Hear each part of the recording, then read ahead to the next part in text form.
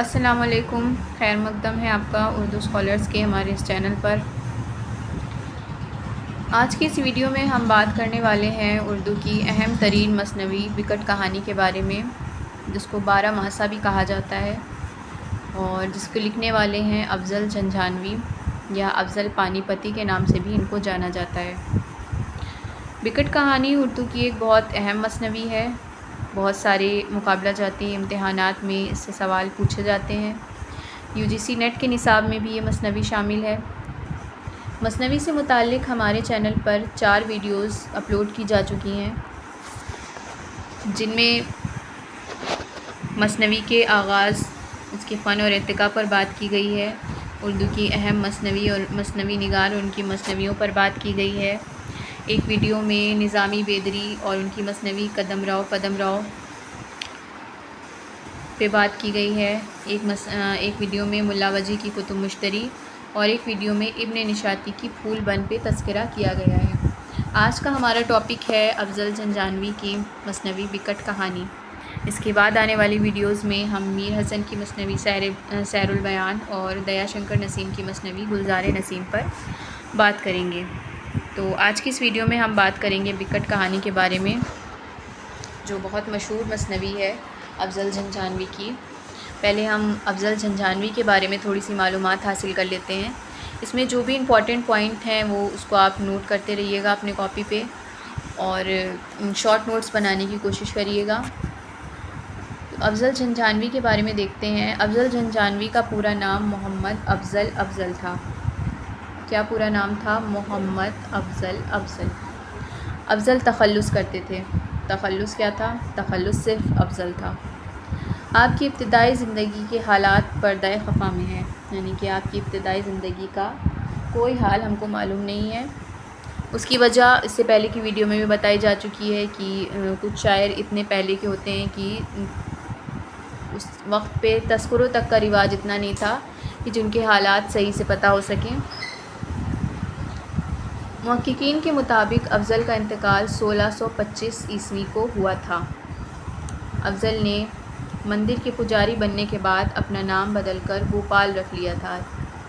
یہ سوال بھی بہت بار پوچھا گیا ہے کہ گوپال کس کا نام تھا یا افضل جھنجھانوی کا اصل نام کیا تھا؟ تو گوپال، انہیں نے اپنا نام مندر کا پجاری بننے کے بعد انہیں نے اپنا نام بدل کر گوپال رکھ لیا تھا۔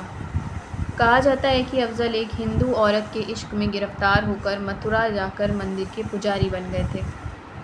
افضل کے وطن سے متعلق بھی محققین کی الگ الگ رائے ہے۔ بعض انہیں جھنجھانوی کے علاقے سے منسوب کرتے ہیں اور بعض افضل کو پانی پت کا باشندہ شمار کرتے ہیں۔ یہی وجہ ہے کہ ان کو افضل جھنجھانوی بھی کہا جاتا ہے اور افضل پانی پتی بھی کہا جاتا ہے۔ بکٹ کہانی کی زبان جو کہ کھڑی بولی پر مشتمل ہے، وہ بھی افضل کے پانی پتی ہونے کی دلالت کرتی ہے۔ یہاں پہ یہ بات بھی غور کرنے کی ہے کہ بکٹ کہانی کی زبان کھڑی بولی پر مشتمل ہے۔ اس پہ بھی سوال پوچھے گئے ہیں کہ بکٹ کہانی کی زبان کس بولی پر مشتمل ہے؟ وہ کھڑی بولی پر مشتمل ہے۔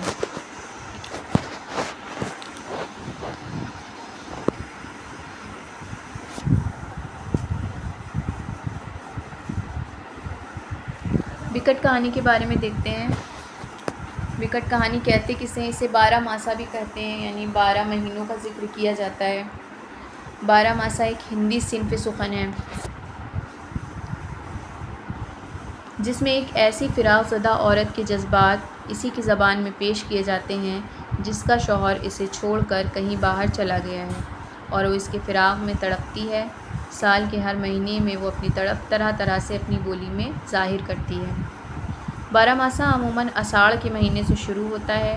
بدلتے موسم کے ساتھ اس عورت کا درد و غم اور بھی بڑھ جاتا ہے، جسے وہ اپنی زبان میں بیان کرتی ہے۔ 12 ماسا کب شروع ہوتا ہے؟ اساڑھ کے مہینے میں شروع ہوتا ہے۔ یہ ایک فراق زدہ عورت کی کہانی ہوتی ہے جس کا شوہر اسے چھوڑ کر کہیں پردیس چلا گیا ہوتا ہے کام کے سلسلے میں، اور وہ 12 مہینے میں الگ الگ موسم آتے ہیں، الگ الگ تہوار آتے ہیں، تو وہ اپنے جذبات کا اظہار اپنی زبان میں کرتی ہے۔ کس زبان میں کرتی ہے؟ دیہاتی زبان کا استعمال، دیہاتی زبان میں وہ اپنے جذبات کا اظہار کرتی ہے۔ آخری مہینے میں اس کا شوہر واپس آ جاتا ہے اور اس کا فراق خوشی میں بدل جاتا ہے۔ ٹھیک ہے، تو 12 ماسا میں کیا ہوتا ہے کہ 12 مہینے میں فراق زدہ عورت اپنا درد و غم ظاہر کرتی ہے اپنی زبان میں، لیکن آخری مہینے میں کیا ہوتا ہے، اس کا شوہر واپس آ جاتا ہے، جس سے وہ خوش ہو جاتی ہے اور اس کا فراق خوشی میں بدل جاتا ہے۔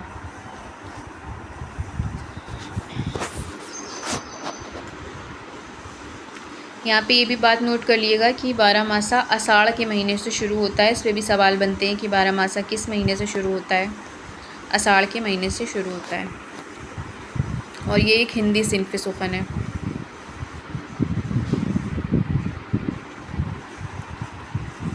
12 ماسہ سے متعلق کچھ اہم نکات یہاں پہ دیے گئے ہیں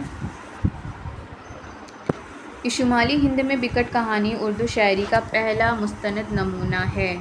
پہلا مستند نمونہ ہے، یہ بات نوٹ کر لیے کہ شمالی ہند میں بکٹ کہانی سے پہلے شاعری کا اور کوئی نمونہ نہیں ملتا، اس کو اردو شاعری کا پہلا مستند نمونہ مانا جاتا ہے۔ ہو سکتا ہے لکھی گئی ہو شاعری، ایسا نہیں ہے کہ لکھی ہی نہیں گئی ہوگی، لیکن جو چیزیں دستیاب ہوئی ہیں انہی کو اولیت کا شرف حاصل ہوتا ہے، ٹھیک ہے۔ جیسے پہلے ولی دکنی کو اردو کا پہلا صاحب دیوان شاعر مانا جاتا تھا، کیونکہ ان کا دیوان دستیاب تھا، لیکن جب قلی قطب شاہ کا دیوان دستیاب ہوا، پتہ چلا کہ قلی قطب شاہ ان سے بھی پہلے کے شاعر ہیں، تو وہ اب جو مانا جاتا ہے اردو میں، تو قلی قطب شاہ کو اردو کا پہلا صاحب دیوان شاعر مانا جاتا ہے۔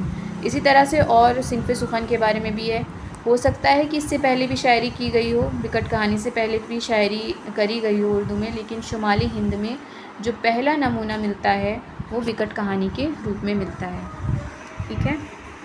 بکٹ کہانی کی بنیاد کھڑی بولی پر قائم ہے، لیکن اس میں اودھی، پنجابی اور برج بھاشا کے اثرات بھی نمایاں ہیں۔ یہ بات یاد رکھیے گا،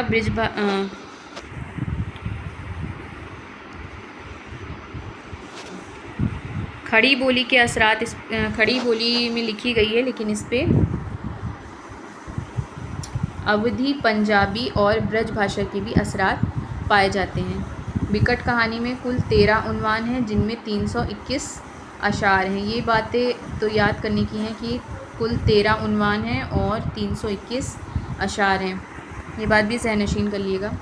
بکٹ کہانی کی اشاعت اور اس کی ترتیب و تدوین پروفیسر مسعود حسین خاں اور پروفیسر نصیر الدین ہاشمی نے مل کر انجام دی۔ پروفیسر مسعود حسین خان اور پروفیسر نصیر الدین ہاشمی نے مل کر انجام دی۔ اس پہ بھی سوال پوچھے جاتے ہیں۔ اب تو زمرے ملانے والے سوال زیادہ آتے ہیں، جس میں ایک طرف مثنوی دے دیتے ہیں، ایک طرف دے دیتے ہیں کہ کس نے اس کی تدوین کری یا کس نے اس کی اشاعت کری، تو یہ چیزیں یاد رکھنے کی ہیں۔ اگر آپ کو یہ سب چیزیں یاد ہوں گی تو آپ ان سوالات کو آسانی سے حل کر لیں گے۔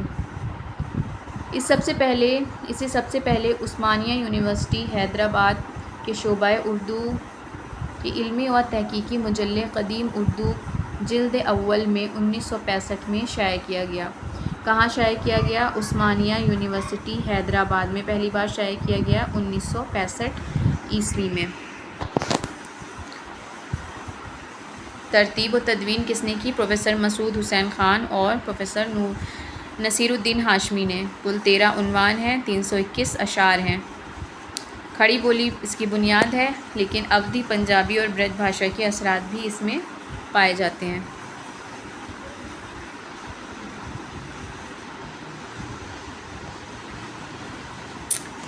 میر حسن نے 12 ماسہ کو اسے 12 ماسہ عرف بکٹ کہانی کا نام دیا۔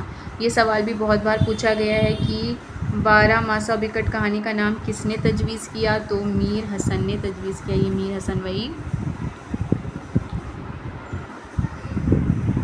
حسن نے اس کا نام تجویز کیا ہے۔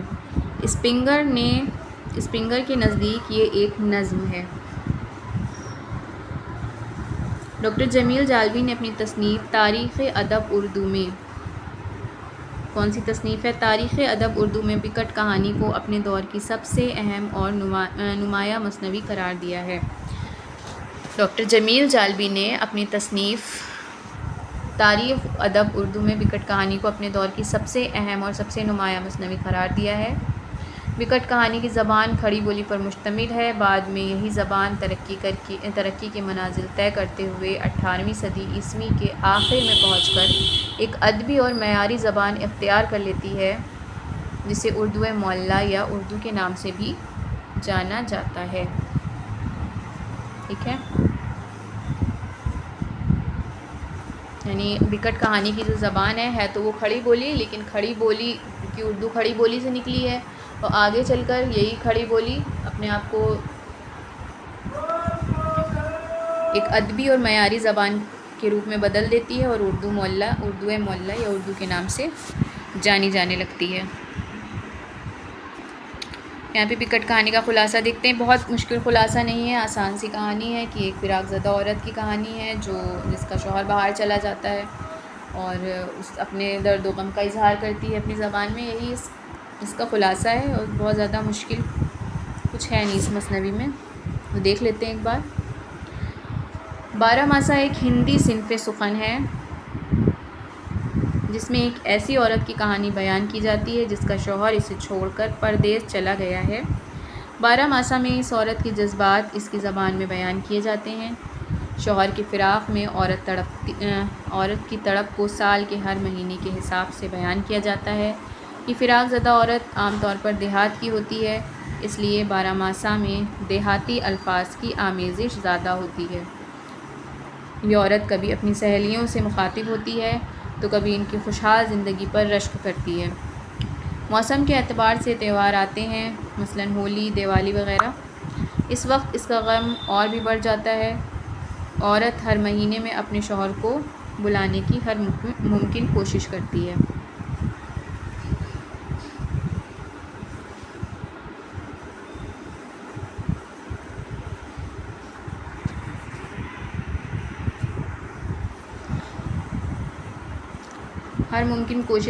کبھی تعویذ گنڈے کا سہارا لیتی ہے، کبھی قاصد بھیجتی ہے۔ آخر کار سال کے آخری مہینے میں اس کا شوہر واپس آ جاتا ہے اور اس فراق زدہ عورت کا غم خوشی میں بدل جاتا ہے۔ تو بہت ہی آسان سا اس کا خلاصہ ہے، کسی کو بھی سمجھنے میں دقت نہیں ہوئی ہوگی، اور اس کے جو اہم نکات ہیں ان پہ ضرور غور کر لیے گا، کیونکہ یہاں سے سوالات پوچھے جاتے ہیں۔ افضل جھنجھانوی کے بارے میں بھی سوالات پوچھے جاتے ہیں کہ ان کا اصل نام کیا تھا، یا گوپال کس کا اصل نام تھا، یا وہ کہاں سے تعلق رکھتے ہیں، یا پھر بکٹ کہانی کے بارے میں یہ بھی پوچھا جاتا ہے کہ کس مہینے سے شروع ہوتی ہے، اور شمالی ہندی کی پہلا مستند نمونہ کسے کہا جاتا ہے، یہ بھی ایک اہم سوال ہے جو اس مثنوی سے پوچھا جاتا ہے۔ اور اس میں اشعار کی تعداد کتنی ہے یہ بھی پوچھا جاتا ہے، کس نے ترتیب تدوین کی یہ بھی پوچھا جاتا ہے، کہاں سے شائع ہوئی، کب شائع ہوئی، ان سب باتوں کو ذہن نشین کر لیے گا۔ اور اس کا نام کس نے تجویز کیا، یہاں سے بھی سوال آتا ہے۔ امیر حسن نے اس کا نام تجویز کیا۔ جو امپورٹنٹ پوائنٹ ہیں وہ میں نے آپ کو بتا دیے ہیں، ان سب کو اچھی طرح سے یاد کر لیے گا۔ امید ہے آپ کو ویڈیو پسند آئی ہوگی، اگر پسند آئی ہے تو لائک کر دیں، شیئر کر دیں اور سبسکرائب کر دیں چینل کو، تاکہ اگلی آنے والی ویڈیوز کی نوٹیفیکیشن آپ کو مل سکے۔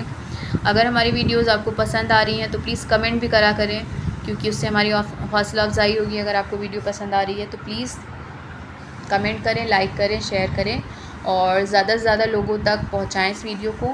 چینل کو سبسکرائب کروائیں تاکہ ہمارے چینل کی ریچ بڑھے اور ہم اور اچھی ویڈیوز بنا سکیں اور زیادہ آپ تک نالج کو پہنچا سکیں۔ ٹھیک ہے، امید ہے آپ لائک، شیئر اینڈ سبسکرائب کر دیں گے۔